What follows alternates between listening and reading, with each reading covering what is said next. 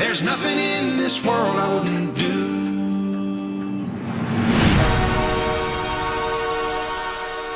What's up, guys? Welcome to another Holding Court. I have on longtime diehard LA Kings fan and the person responsible for bullying me out of being a Ducks fan when I was 7 years old. My brother from the same mother, Chooch. What's up, man? Oh, using my nickname now. Yeah, we're using Chooch for... Oh my gosh, I just noticed it says Anthony the Great Gallo. Wow. Is that what you always have, or did you throw that on for this? Self-proclaimed.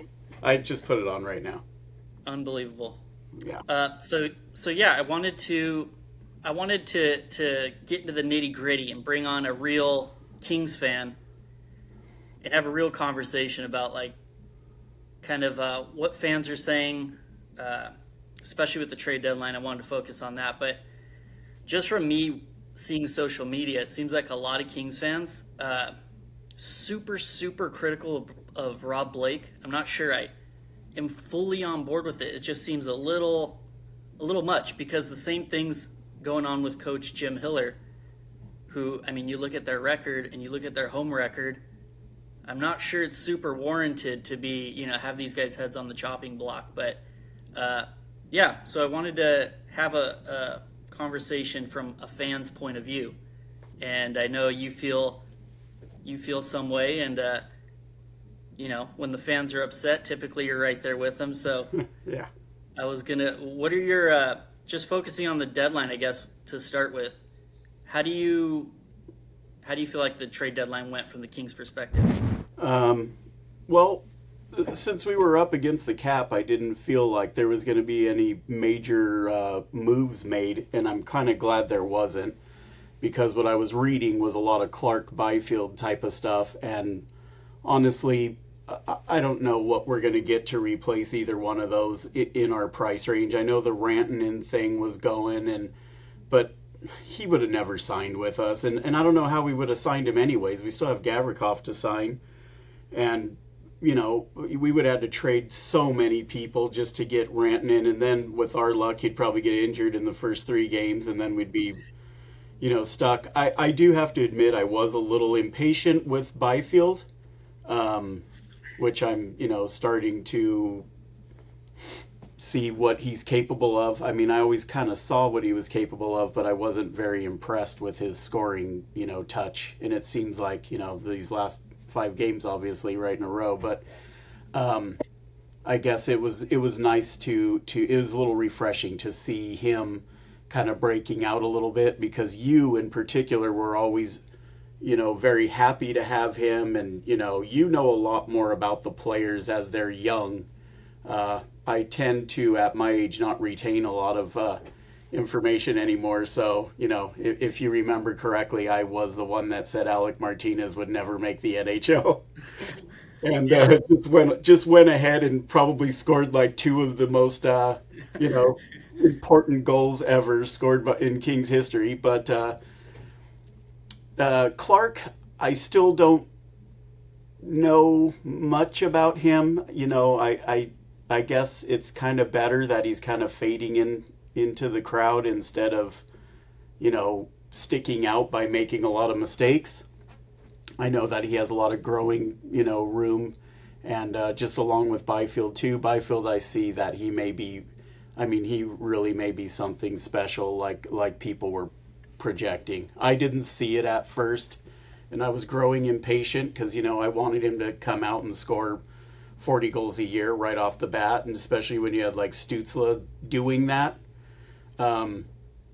I was a little worried about it, but now seeing that he's coming into his own, I'm not as worried anymore. I think that he might be someone special, which is good. Yeah, see, that's what I'm talking about. I think what you said right there has been kind of the general consensus. Even behind Byfield, a lot of fans were saying the same thing. They were getting impatient with him, and that was just one of those players for me. It's hard to explain, but just watching his game, you see those even when he wasn't scoring, you would see those flashes of him creating, of him hustling, him being around the puck, just like flashes of something there. And I've seen the Kings and I've seen other teams give up on players like that. Olli Jokinen was like kind of a guy who sort of comes to mind. He was the Yeah. same thing. Like you could watch him and see flashes of brilliance, and not to say that the Pelfrey trade was bad or anything. That was a pretty damn good trade, but Jokinen was like a good example, a young guy who you could see was about to be an awesome player, and I just feel that way about Byfield. I don't know if he's ever going to live up to the number 2 overall, and then of course, like you said, with Stuchla, that comparison's never going to go away, and Stuchla's a superstar player, so that's kind of unfortunate for Byfield, but I feel like a lot of fans are getting kind of impatient with him, and I think he's coming around now. Maybe he arrived. I don't know. He's been hot. He's been good, and I don't know much about Stutzla because I don't watch him that much. I don't watch a lot of Ottawa games. But when I do watch him, when the Kings do play them, he looks good. But for some reason, to me, and maybe I'm biased, but it looks like Byfield. I think he was predicted to have a higher ceiling, or maybe a more well-rounded player. It He's just still seems pretty young like, though, so yeah, he could his turn it on hustle, overnight, and get there. his hustle is has always been good. Byfield, he's not soft. He's got a good hustle. He's starting to understand the game more, and I think if that scoring touch, which is coming around lately, kind of reminded me of Kempe. Kempe did not. He blew a lot True. of good chances, just like Byfield was. And when I watched him, he always had the hustle. He had that little edge, which he still does. But it took him a while to kind of get into that zone of learning how to score in the NHL. Hmm. And Byfield now looks like he's starting to find that rhythm as well, and I think he could be a really dangerous player. I don't know much about our farm system. I know we have a couple pretty decent goalies waiting in the wings. I think we have that Dvorak for a defenseman that's supposed to be Hmm. pretty decent and stuff. But I know that our pipeline is kind of not as strong as it used to be, or maybe we're having a little bit of an issue developing some of these players too. Yeah, as far I'm as like not the quite sure. high, You would know more about that. yeah, as far as like the high end scoring, uh, Yeah. maybe not the best. Green Tree, I mean, that's the guy as far as the forward prospects. He's just torching the OHL. He's a captain. That's going to be a damn player. But outside of Green Tree, not a lot of game breaking forwards, I would say. Yeah. Uh, but dude, the Kempe, I love the Kempe kind of comparison. That's perfect. I never even thought about that, but exactly. Kempe was a first rounder, later first round pick, and for me personally, I wasn't giving up on him or anything, but I remember looking at Kempe and thinking, "There's no way this guy's going to be. He's a good player, solid player. He's going to be a third liner." That's what I was thinking watching Kempe early. So people might have been thinking the exact same thing with Byfield, and look at Kempe now. I mean, a legitimate top goal scorer in the NHL. I didn't Hmm. see that coming, honestly. I didn't either. All the times I watched him, I thought he was going to land on the third line somewhere because his jump was good and the way he read the plays were good, but it just didn't seem like he had that finishing touch. And as of lately, you could still see where that sneaks in the back of his head. He gets a lot of opportunities. He creates a lot of opportunities, but he doesn't always capitalize on all of them. And that's what Byfield was going through too. He would really get into good position. Just getting in there and his hustle and stuff would put him in really good spots, but he would tend to not be able to finish that well. So I think that's coming around, like I said, and for the good of the team, I and the good of the player. I like him as a player, and obviously, being a Kings fan, I want him to excel. I want him to become that replacement for Kopitar because once Kopi's gone, even though he's getting older and time's catching up with him a little bit, I don't. That's going to leave a huge hole. Yeah, and getting back to the deadline thing again, like you mentioned, the Kings were up against the cap. Once again, kind of just like hearing from the fans, it seemed like people were anticipating. I was even a little nervous of Blake doing something kind of crazy, just because it seemed like the way the market was, it's like Rantanen or nothing. And I was like, oof, this makes me a little nervous because Blake is not a gunslinger GM. And that might make me even a little more nervous when he's going to like really fire off and pull the trigger. 'Cause I think we still have PTSD a little bit from the Dubois trade. But I was a little bit nervous about that. But there were fans who were saying, and I agree, if we're able to upgrade the team a little bit, maybe add an offensive player and not sell the farm, no Clark, no Spence, no Byfield, then that's kind of a win. And that's exactly what he did. I mean, Kuzmenko's a pretty talented forward. He's moved around a little bit, but a talented forward who we weren't giving up any roster players, none of our big prospects whatsoever. I mean, in my mind, I'm like, that's kind of a win. I think he did exactly the right thing to do. If I'm going to be picky, I think we needed to add some toughness. But pretty happy with that. And, some fans are, their pants are on fire. I don't really get that. But what do you think on that? Do you think, like, he did enough necessarily? I think he did what he can. I mean, obviously there was some players out there that you could have added that may have helped a little bit. I think Kuzmenko, I was familiar with him on Vancouver. He's got a good scoring touch, and the handful of games he's been with the Kings that I've noticed so far is that he reads the play pretty well. He's not out of it. He's not sitting against the wall somewhere just trying to blend in with the boards or anything. I think it's just a matter of time before he finds the back of the net. He's around it. I believe in the first game or second game he played, I think he hit the post on one of his shots. He's around there. He reads the play well. Seems like he has a little bit of jump. So I like the move. I think on this trade deadline, I think I like the addition by no subtraction. I was scared. I was scared that the way we went into the trade deadline is we were losing. We looked like hell. Yeah. And a lot of the fans were calling for Blake's head and trade Kopitar, trade this, trade that. And I understand the emotion behind it. I get it. We get frustrated. We devote a lot of time and a lot of our heart is into this team. I mean, I'm speaking for myself.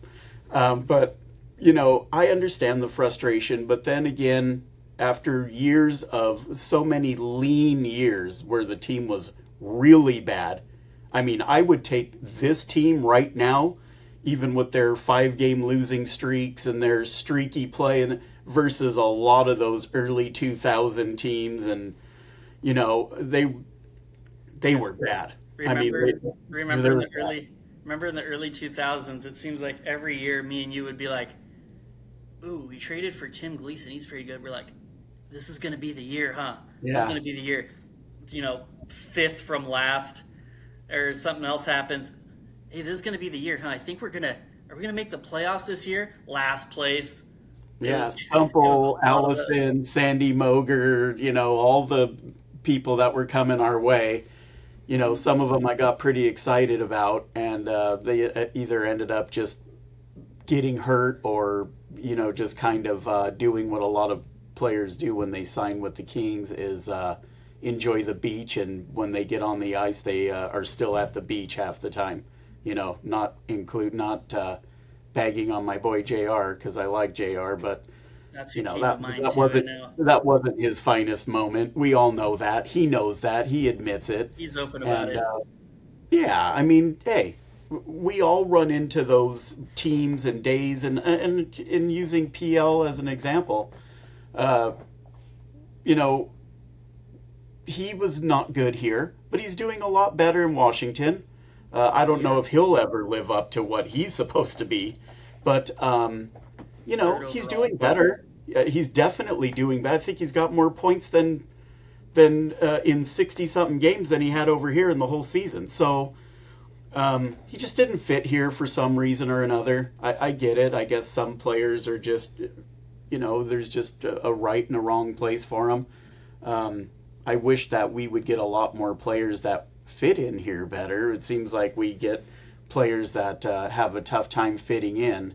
But yeah, I think the deadline was it went exactly where I thought it would go. When I was seeing all these ranting in and we're in for this and Swayman's back in, no, that's never gonna happen. Plus I think there's another component that I'm not really familiar with, and you probably are a lot more familiar with, is taxes when they come to this city. That could put people off. I mean, really, when you're getting taxed to death. I know a lot of Canadian teams have the same issue we do over here. That could be an issue. I mean, it may be an issue for somebody that's never lived here or never been here, and you're just looking at a sheet of teams and how much money you'll make there and how much money you'll make here and this and that. The Kings, as big of a market as they are still, probably considered one of the teams that a lot of people sleep on. There is that East Coast bias. There is all that stuff that comes with LA and West Coast hockey. People think of West Coast, they don't think of hockey. Think of Dodgers or Lakers or. But that might put some people off, I guess. I don't know. I mean, well, I think you're right. I mean, look what just happened with Frank Vatrano and the Ducks. His extension. He's structured basically around the taxes. Yeah. And for the people who, were dropped on their head when they were babies, they were saying it's tax evasion. Which it's not. No, it's not.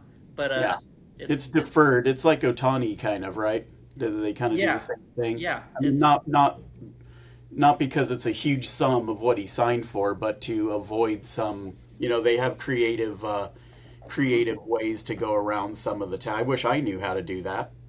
Yeah, me too. But I don't need that yet. Yeah, well, for the $20 I make, I wish I could keep 18 of it instead of 12. Yeah. I mean, in all honesty, it's good. It makes a lot of sense. Good on Vatrano for having financial people in his corner. That makes a huge difference. A lot of guys don't have any of that, especially the younger players. So it shows hey, we got some brains over here, with our representation. So good on them. On the other hand, it doesn't make, the tax evasion stuff is so brainless and stupid. It doesn't make as huge of a difference, those restructuring the deferred, just because, obviously inflation and a dollar today isn't a dollar tomorrow. So it sort of starts to even out a little bit, but, it makes a ton of sense too, as far as not, handing over everything to Uncle Sam. So, like you said, taxes could be a factor in it.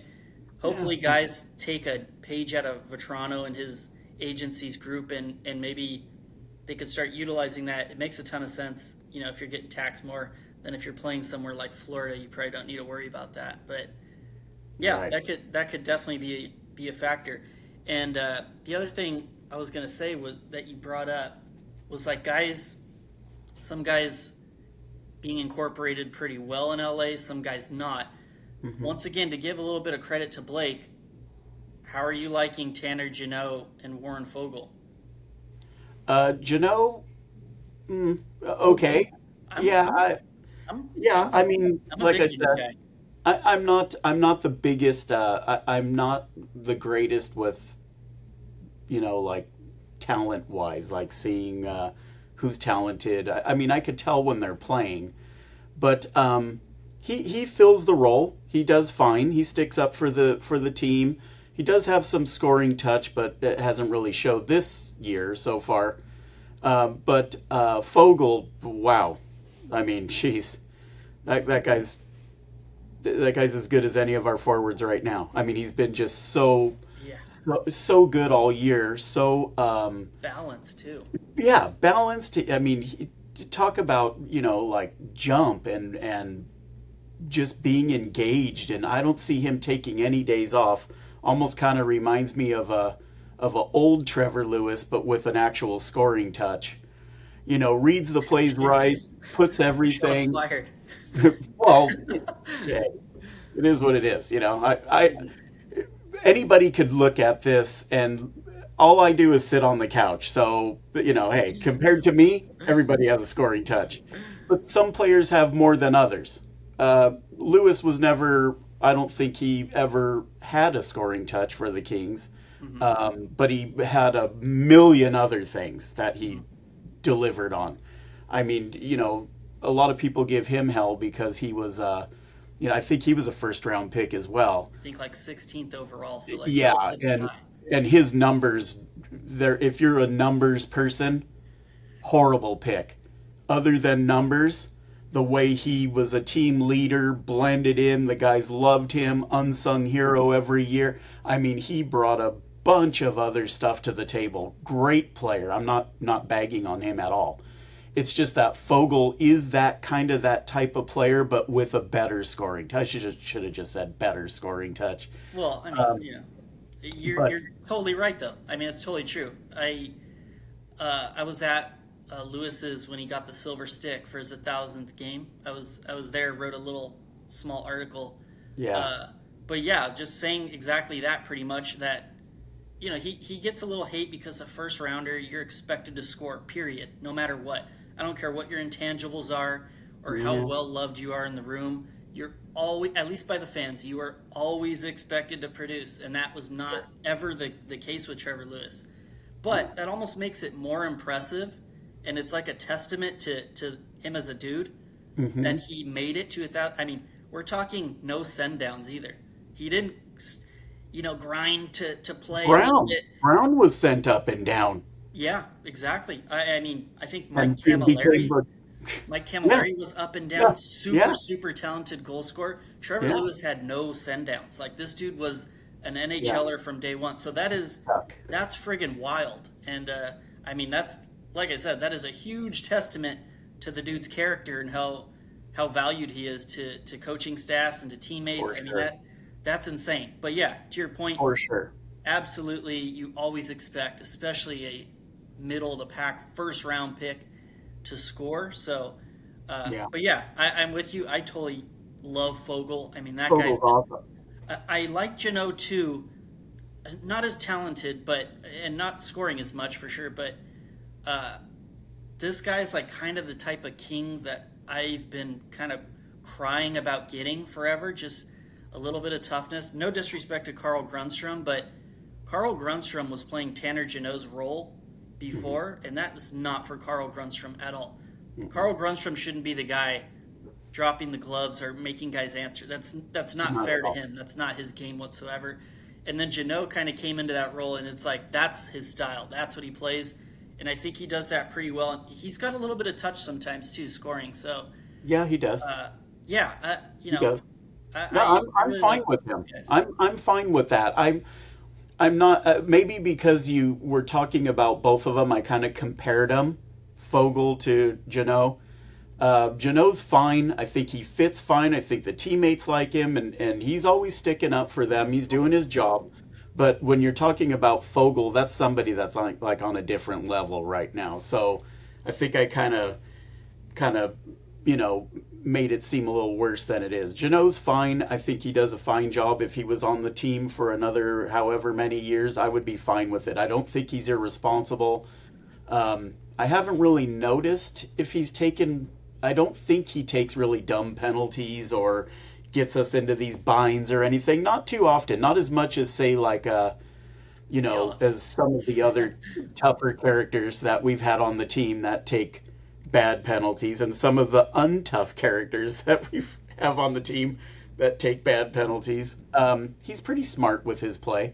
I like him. What about, like I mentioned, with the Kings waiving England recently, and then you look on the other side, I guess we're going to play them in the playoffs again, probably, since that's every year now. The Oilers, they added Trent Frederick, who's a huge pain in the ass, very tough. I don't believe they're going to have Evander Kane for playoff time, so it would be kind of like you're swapping the toughness of Evander Kane for Trent Frederick, so maybe it kind of evens out a little bit. But I feel like the Kings maybe got a little less beefy, a little less scary, and the Oilers probably stayed about the same. I mean, do you think that's a problem at all? Yeah, I do. I just think playing Edmonton is a problem, period, for us. I mean, you could be a fan of the Kings for just the last 3 or 4 years, and that person could tell you that Edmonton's tough for us to play. You don't have to be a lifelong Kings fan to know that. But yeah, I think I don't know. I mean, like the days when we were heavier, when we were playing that heavy style, um, it seems like teams didn't get away with a lot of the stuff that they got away with now. And really, besides, I mean, what do we have, like Dwight King, and yeah, I mean, we had a pretty good roster. Fraser, we had some guys that were kind of tough. Nolan, Hmm. um, Nolan was tougher than hell, but Matt Green, we need a Rainier, guy like him again, actually. But yeah. you know, I don't know, is the game kind of getting away from the big meaty? Uh, Unfortunately, it is. yeah. So, even though Edmonton probably is a little bit tougher than us, I don't think it's the toughness that beat us. I think it's Edmonton's talent that beats us. I don't remember the team ever just getting beaten to a pulp. We were just getting skated around and beat up that way. So adding like 10 more Genots, I don't think we would still be able to beat Edmonton. We got to try and beat them at their own game, and who the hell does that? That's really hard to do. We don't have the talent to go shot for shot with them.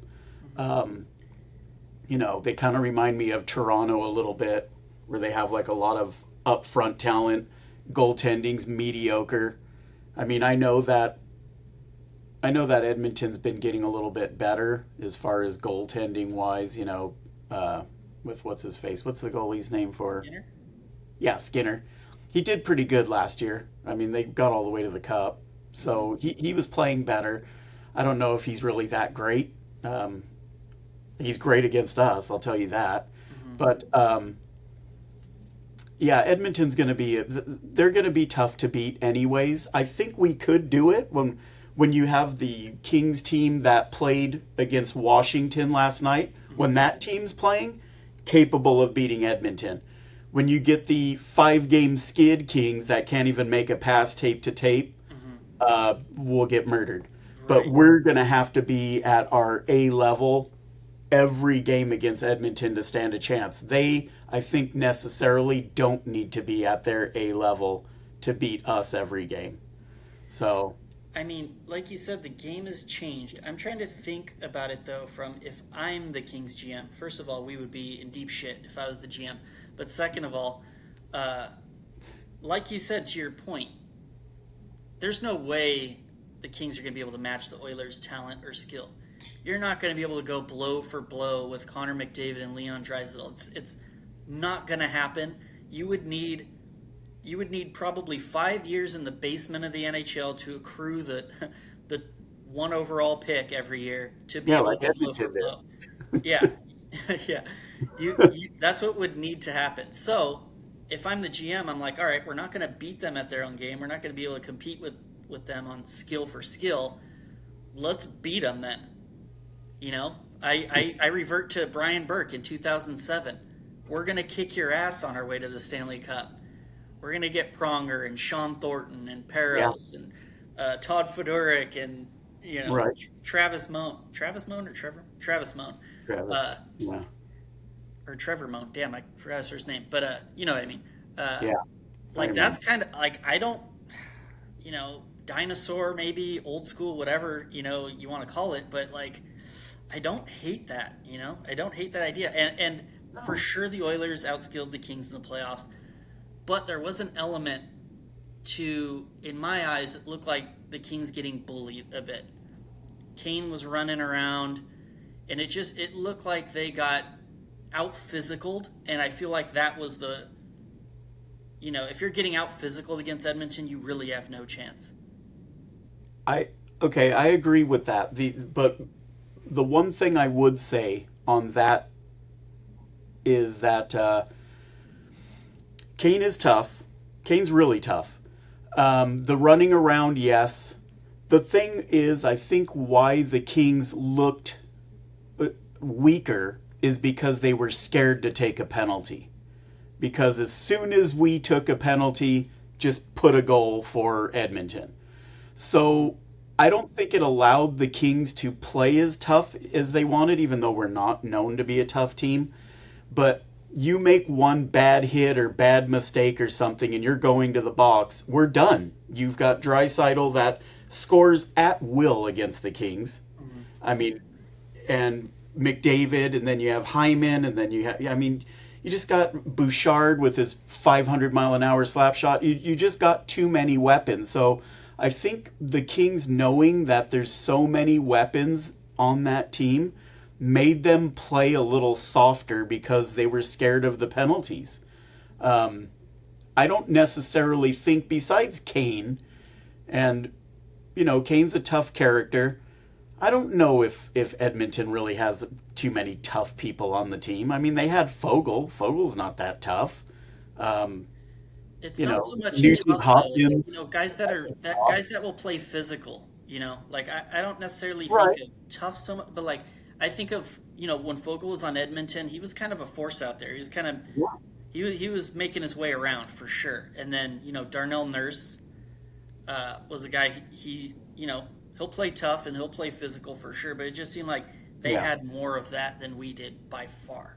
Yeah, we do have some people that were kind of a little on the older side too, that don't get into the mix as well as they maybe used to or whatever. But yeah, I could agree with that. As far as toughness versus just playing harder or playing more physical, yeah, I would say that. I just feel that Edmonton has a little bit more. They just have a little bit more leeway. I don't think they're as worried as we are. When we start playing physical and happen to get a penalty, I mean, all hell breaks loose when you have to defend all of those characters on the other side of it. But you know what? I do have faith. I do like this team. I mean, I like the way I know that everybody gives Blake hell. I do too sometimes. But I like the way the team looks. When they're playing good, they're a good team. Kemper's been unreal, and he was the first time he came to LA. He was good. He was never bad for us. I know his numbers were not very impressive on Washington. They kind of were happy that he was gone. But when we got him, especially in place of PLD, which I would have taken a bag of pucks, I was happy to get Kemper. I thought that was a good move on Blake's part to kind of try and cover what turned out to be a mistake, of a trade. Mm-hmm. Losing Velarde pisses me off more than anything. I don't think I'll ever get over that. I know he's kind of paper mache-ish. That one bothered me. It's going to bother me every day. I don't like that. I would not have gotten rid of him. Iafallo I even liked a lot too, because he kind of did the Trevor Lewis kind of thing. He was good at what he did. Had a little bit of scoring touch, but I don't think we thought that through with the Velarde thing. Kupari, he's just, I don't know if we were missing much there. And then what did we lose, a first too on top of all of that craziness? I think it was a first, Velarde. Yeah, it was just way too much anyways. But it was objectively not a good trade. Yeah, and I think Blake probably, everybody in hindsight has a better way or a clearer way of looking at things. I mean, so he probably wouldn't have done that now. I mean, hopefully. But the Velarde thing is something that it's going to go with me to the grave. I don't like it. I'm not going to like it. The guy's got like almost 30 goals already, I think. And he's probably going to have more as time goes on. He's still somewhat young. I don't know, maybe his mid-20s or something, kind of a big boy. He's a little on the soft side, but the way the NHL's trending, it's not like you have a bunch of Stu Grimsons out there anymore. So you could get away a little bit with having a little softer players. Definitely. But I know that he had a lot of injury problems, so one big hit and, maybe he's done for good or whatever. But I don't think you make trades on what one big hit could do. So I don't know. Not happy with losing him, as you could tell. Let's we're gonna spin this baby all the way back. Oh boy. How so you were the first one. You're responsible, you asshole, for getting me emotionally invested in the Kings and in hockey. So you were the first one in our whole family. You're responsible for our whole street playing street hockey and the whole 9 yards. Mm-hmm. How did that happen? How did you get into hockey in the first place in the Kings? Okay, well, it was really weird. Our cousin Mikey, which is much older than you because he's older than me. Matter of fact, I'm sure you weren't born for a lot of this, but he was a hockey fan, particularly a Luc Robitaille fan, way back in, not way back in the days, but back in the days. And when we used to go over there, I would catch a little bit of it, and I was okay with it. I still wasn't a really big hockey fan yet. Go play broom ball with them at Pasadena Sports Chalet or Ice Chalet, whatever it's called. And I liked the sport. I just wasn't into it that much. And then later on, I would say this was probably early to mid 80s. And then like early 90s, Dad was watching them. I guess, in his many 2,000 flips of the channel every 5 minutes, landed on a Kings game, and they were fighting. I mean, just full out throwing blows, probably McSorley or Troy Crowder. I guess Troy Crowder was later. But somebody was fighting somebody, and Dad was calling me. He's like, look at this, look at what's going on. Because we were always watching football, baseball, and basketball, and you didn't have that in those sports. So we started watching, and we were laughing and kind of making comments about it, and ended up pretty much watching the whole game. And then as time went on, the next couple of weeks or so, Dad would look for them to watch. They weren't on that much at the time. I think they're on Prime Ticket or whatever. I think there was maybe 10 or 12, maybe 15 games throughout the whole year that was televised. They didn't televise all the games. You had to listen to the radio like Nick Nixon. But Dad kind of found himself looking for them, and I would be sitting there with him, in the front room.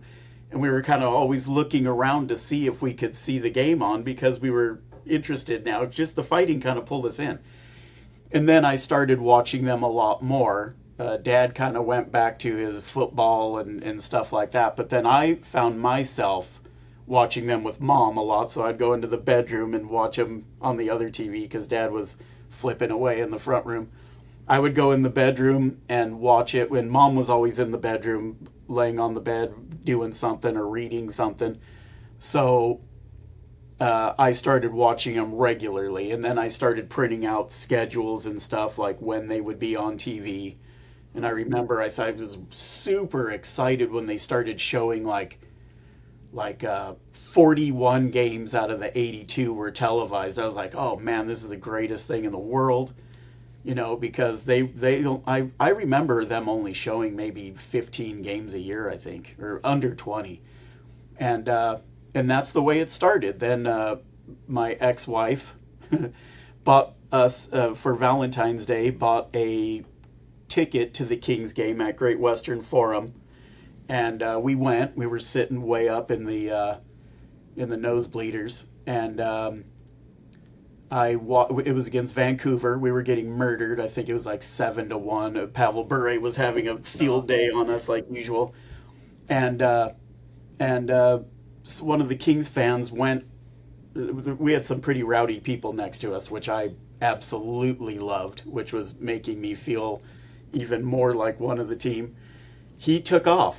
And I'm like, oh man, where'd that guy go? And he comes back up with all these hot dogs, which I thought were hot dogs, but what he did was he got the buns and filled them up with mustard. And there was two or three Vancouver fans sitting like one or two rows down from me. One of them had a Philadelphia Eagles jersey on for some crazy reason, and I think at the time the score was like 4 or 5 to 1. I think it ended up like 7 to 1, but it was like 4 or 5 to 1. And Vancouver scored another goal, and all of a sudden I remember all these hot dog buns flying over my shoulders and hitting all the fans in front of me. I even had mustard along my neck and stuff, and I was cracking up. I loved it. I know it's the LA Kings fans that, oh, classless, and they all start getting hurt, and the self-loathing Kings fan that, oh, that's classless. Yeah. It was, nobody got hurt, nobody died. It was, I wouldn't have liked it, but I wouldn't have went into another arena and acted like an ass. Mm-hmm. I mean, they were acting like asses, and they got some mustard for it. I mean, worse things happen. But that's one of the things that kind of got me going, where I was like, okay, I think I kind of feel at home with this team in this game. Doesn't happen like that too much anymore. Seems like all the games at Staples Center where the Kings fan base as a whole is a lot better mannered now. Maybe we got a little taste of Civilization. well, no, well, I think we got a little taste of some good teams, and we're not just the laughing stock that the only way we could, just like you said about Burke, like the only way we could beat a team is by beating them, Mm-hmm. and the only way we could beat this team's fans is by beating them in the crowd, because what else are you going to say? They would just point to the scoreboard half the time, and we had nothing to say because we were always losing. So I think after we had some success, maybe the fans have kind of, even me personally, I was a nightmare at the Kings games, and now when I go to them, I just feel like a little old man sitting there, all kinds of crap's going on around me, and I don't get involved in it anymore. But when I was a young punky kid, I was right in there with it. I liked it, as long as you weren't like beating people up and crazy stuff, but heckling and stuff like that. I just don't see it going on as much as it used to. Maybe it does. I don't go to nearly as many games. No, But and I it's still won't. definitely different now. You Yeah, never. I mean, like you said, some of it's just part of being a sports fan and being at an arena. Like, when it's not crossing the line, I don't see a right. problem with it. But I feel like, in my experience, pretty much all of it's gone now. Like, it's just not. Just like exactly when I talk about fighting in the game, I'm like, you could say it's better, you could say it's worse, whatever, but it's just not the same. I would say It's the a same story for different product, right? being in the crowd too. Same exact thing. It's some people prefer it, some people think the game lost a little bit of its heart or whatever, but it's not the same for sure. Yeah, I don't know. I don't know if it's about heart or anything. It just seems like the fans, maybe there's a lot more nowadays. Maybe there's a lot more bandwagon fans, which we never had back in the days because Yeah. nobody bandwagons onto a crappy team. Yeah, more Like, mainstream. yeah, so maybe there's a lot more or newer fans that don't behave like that, and it's fine. I don't care that there's not fighting in the crowd and stuff like that. That's fine. It's cool, but I don't know. I guess it was just me. I was just a little different, and I still won't allow myself to go to a playoff game because I cannot handle playoff games at all. They're way too intense for me, and I stay at home. What was it like in 2012 after the long, windy road of being an LA Kings fan and no success and having horrible teams and sitting Yeah. through seasons of very little wins and then sitting through seasons of very little reason on the roster to get excited, and then 2012, the Kings friggin' ran through the Stanley Cup playoffs. Yeah. But you know what it was like. You were right in front of me when my eyes were tearing at mom's when we were watching the game and taking shots for every goal we scored. Um, I, I I don't know. I can't explain how I felt. I mean, it it was something that was very unexpected. I did not expect. I honestly, being a Kings fan, didn't expect to ever see a Stanley Cup in my lifetime. Just never had many years of success, and then we would have a couple years that we were pretty good and it looked kind of promising, and then just right back down to mediocrity or even less. And I don't know. It was weird. I almost didn't believe it for a minute, but it was. I guess you could say it was worth the wait. I I know we went celebrating that night. We were a disaster.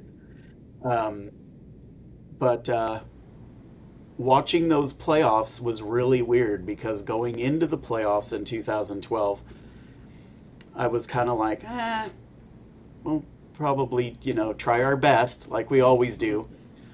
But the way that they transformed into a real playoff team, and I don't know if that was Sutter, if it was I mean, obviously it was Sutter, Lombardi, even Lewicki, the way that he was involved with the team at the time, and just everybody kind of buying in, and the players buying in, and we had so many good players and players that fit that style, fit that system, and in the system that we had.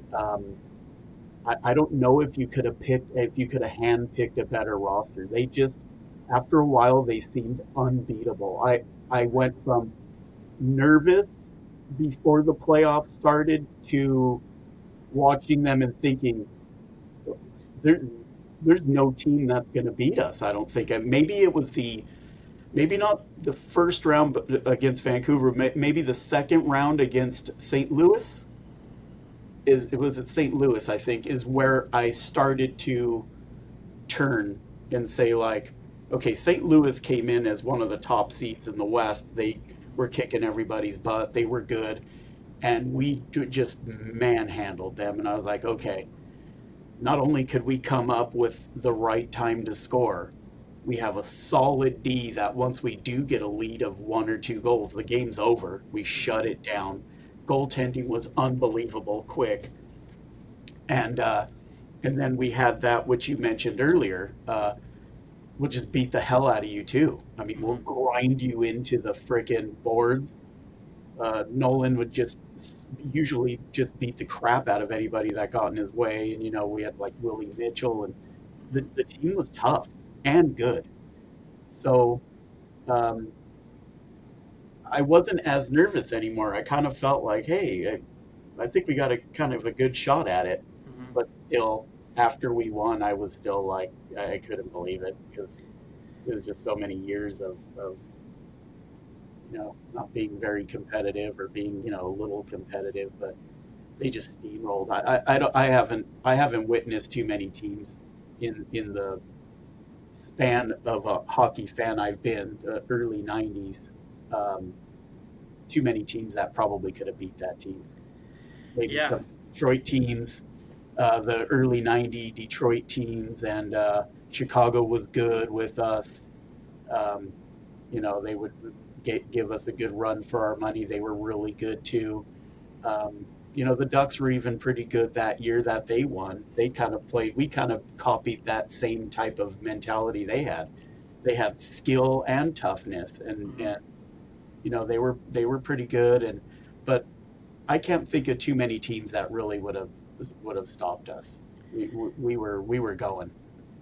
And speaking of the Kings becoming a little bit more mainstream, I think that was a perfect, like that time, 2012 was Hmm. kind of when the floodgates opened, and I, for sure, our experience and our emotions winning the cup was very different than probably most people in LA who, it was kind of King's pandemonium at that time, going up 3 games to 0 in every series. There was so Yeah. much so much attention on the Kings and they were blowing up so big. I remember going to one of the games at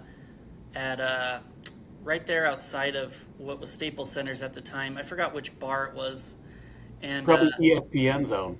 yeah, it might have been ESPN Zone or something else. It was. I think it might have been a different bar, but I never had it happen to where it was so crowded I couldn't even get in, and I Mhm. was like, very mixed feelings. I'm like, well, this is great for hockey. Love it. I love that there's more Kings fans. This is Of course. good. But at the same time, I'm like, where the hell were you guys the last?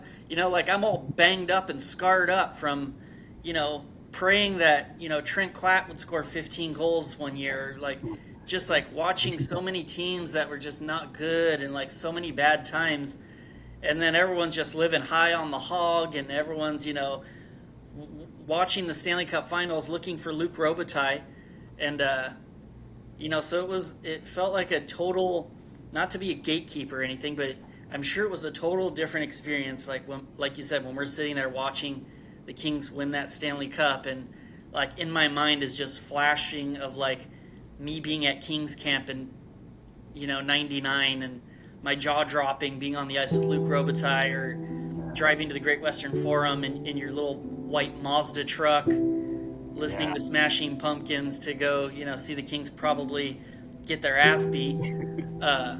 But like all of those like memory, it's like we had a lot of skin in the game, so it was for sure extra sweet when the Kings won that first Stanley Cup, and like you said, it was very surreal. It was hard to believe.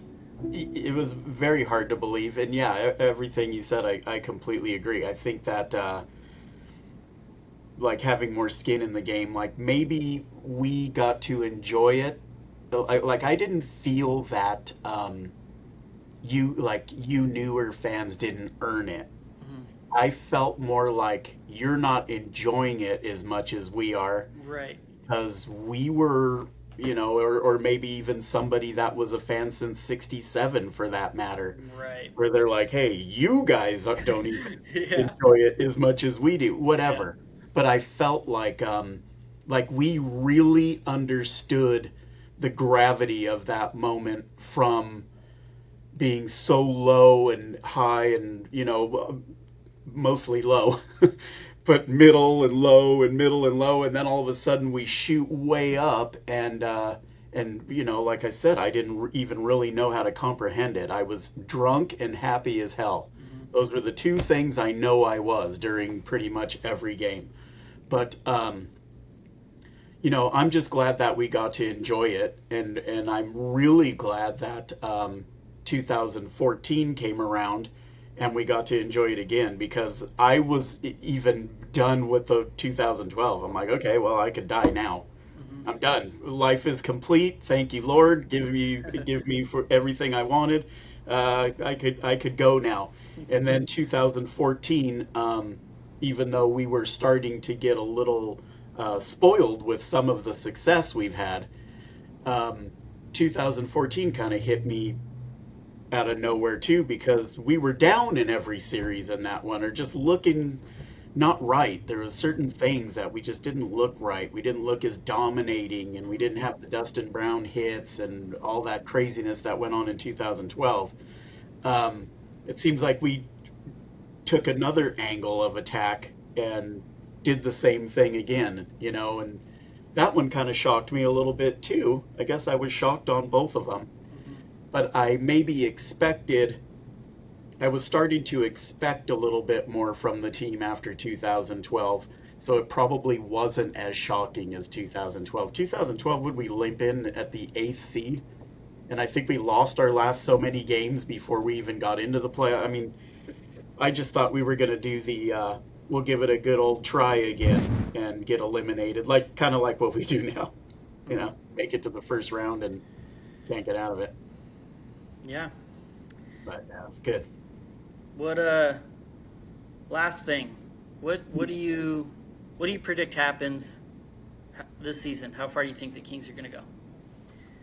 Well, if it's anything like my Alec Martinez will never make the NHL predictions, I don't know if you want to listen to me or Stoll is done, or no, Stall, was it Stall that I said was Oh, done Eric. when I was drinking and you and Jake were laughing at me? Yeah, Eric Stahl. Yeah. And then I think he went on to score like 30 or 40 goals that year. Um, I'm the worst with that. Uh, I don't know. I think they're better than they were in the last couple of years. So actually, I think progressively we've been getting better the last so many years, but it seems like we've been lasting. Our playoffs are shorter every year for some reason. Um, I don't know. I think it's going to depend on what team shows up is where we go, and obviously if we play Edmonton in the first round, that's going to make a big difference versus playing another team. But whoever we play, I think the what's going to be important is the we're I don't think we're ever going to be in the top 5 or 10 teams in scoring. So our goaltending and our defense needs to hold up to have any shot to go anywhere. I know Kemper's on like these crazy numbers and stuff, and knock on wood, he just keeps it up. But I think the goaltending and the defense is going to have to stay strong for us to move on. It's we're I beside that Vegas game we just played the other day where we scored 6 goals against them. That's not the team we have. We're not a shoot 'em out type of 4, 5, 6 goals a game type of team. I mean, it would be nice, and we may have enough talent to kind of do that once in a while, but I think our strength is definitely our defense and goaltending. So if that remains strong, I think we have a chance to move, at least move past the first round. Um, and the sky's the limit. If we're playing like we did against Washington, I mean, I think Dallas is a team that kind of has our number too. It's They're very good. difficult for us to beat them. They're a very good team, and with Ranton in now, they're, I Hmm. mean, on paper even better. Um, I don't know what other teams in the West would really. I'm not afraid of Minnesota or Calgary, Right. Vancouver, if Vancouver even makes it. Minnesota kind of reminds me of Carolina. Like they have these good seasons, and then Carolina's made it further in the playoffs in the last so many years, but they used to be a one and done too, kind of like Minnesota is. Minnesota, for some reason, just cannot show up. Um, I'm not worried about those teams. Colorado is a team that sometimes we make them look horrible, and sometimes they make us look horrible. I don't think there's any in between with them. We either kick their ass or they kick ours. Hmm. St. Louis seems like they're getting along pretty good and would prove to be somewhat tough. Winnipeg, I I'm never scared of them. For some reason, they blow it too. Hellebuck is a hell of a goalie, but you know how I feel about him. I feel like in the playoffs I think the whole team just kind of isn't that great in the playoffs. But who knows? I mean, they could go all that. They've got enough talent to do what they need to do as well. But for some reason, they don't scare me. St. Louis would scare me more than Winnipeg. Wow. I like Winnipeg's build, like their roster build. I think Hmm? they're kind of a bigger team, They're and good. obviously Velarde and stuff. They got scores. That team actually particularly scares me for whatever reason. And then Hellebuck, if he gets on, good night Jim Kite, you're done. Yeah. And then also this summer at the NHL, I was at the NHL Coaches Association event in Vegas, and I was at a table with Scott Arniel, the coach of the Jets. Yeah. And He's a good of all coach. the NHL coaches I talked to who were super impressive, this dude like really blew me away with like his X's and O's, and his tactical stuff was like so next level. Ever since that, I was like, shit, I don't feel comfortable when the Kings play these guys because I know he's nasty with the whiteboard. So Yeah. he's a great coach, and He's a great yeah, coach. I like that team. I think they scare me a little bit. They are, and they are a great team. No taking anything away from them. I'm just saying, purely from a Kings matchup, we tend to fare a lot better against Winnipeg for some reason, versus like a St. Louis is a tough team for us, even in the playoffs. I remember years back going to Kings and St. Louis games when I allowed myself to go to playoff games, and we were winning that one game. I think it was like 3 or 4 to nothing, and ended up losing in overtime when Sean O'Donnell hit was it Courtnall or some stupid penalties that probably shouldn't even have been one. Yeah. Brett Hall used to run amok on us, but that for some reason Winnipeg is just not one of the teams. I think Edmonton and maybe to some extent Colorado, and maybe to some extent St. Louis. Thank God Nashville probably won't make it, because for some reason we could never beat that shitty ass yellow crappy team that I can't stand. Dallas would be tough too. Facing Dallas or Edmonton to me would be the ultimate task. I'm hoping we don't face Edmonton and somebody else. I would hope that Dallas and Edmonton play each other. I don't know if it's possible, but somewhere along the line and start knocking each other out. Vegas, good team. Not that scared of them either. We've already proven that we could beat them if we need to. We didn't in the playoffs a little while ago, but shit changes. Yeah, well, I think that's about it, man. Thanks for shooting the shit on here for a bit, and Got it. I'll be seeing you soon for sure.